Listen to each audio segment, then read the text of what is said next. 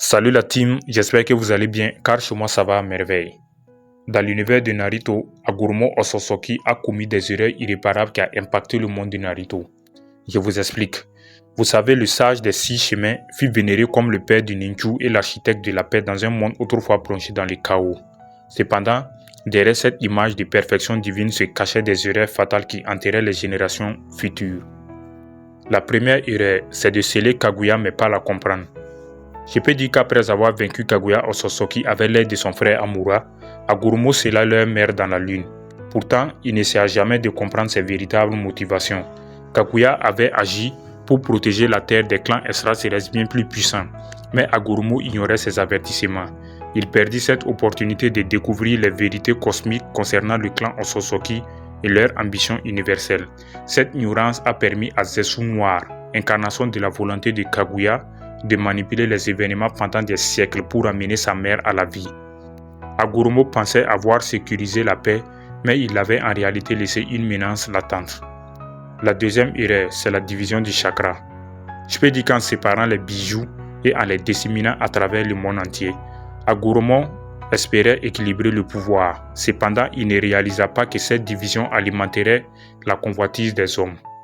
Le chakra qu'il voyait comme un moyen d'union spirituelle devint une arme entre les mains des ninjas.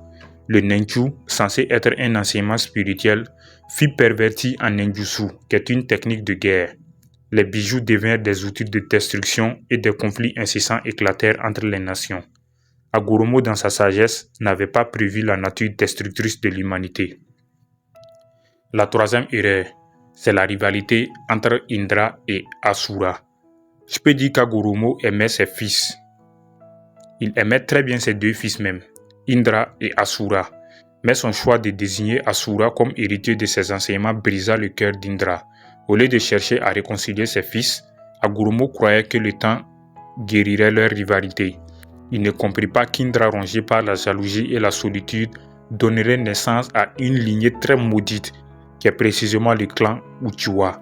Cette rivalité engendra une boucle d'hostilité qui traversa les âges, culminant dans les conflits entre Madara Uchiwa et Hashirama Senju, puis entre Sasuke Uchiwa et Naruto Uzumaki.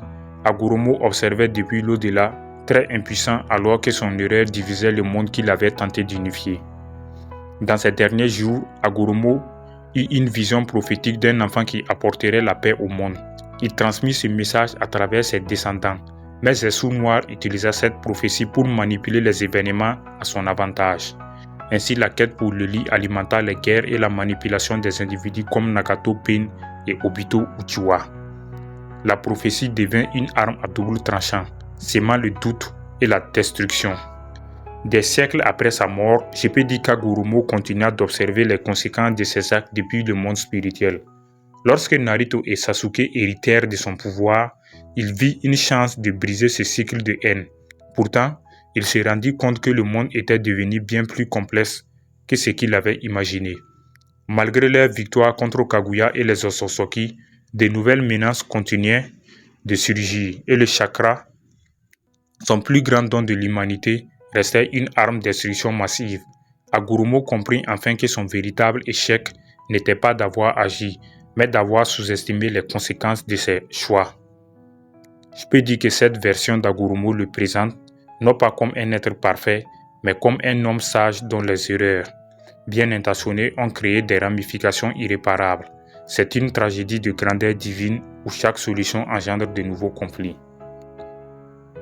Écoutez, c'est la fin pour cette vidéo. Si vous avez aimé, n'hésitez pas à la liker, à vous abonner, à la partager et surtout, n'oubliez pas d'activer la cloche de notification pour ne pas rater certaines de mes vidéos. Merci.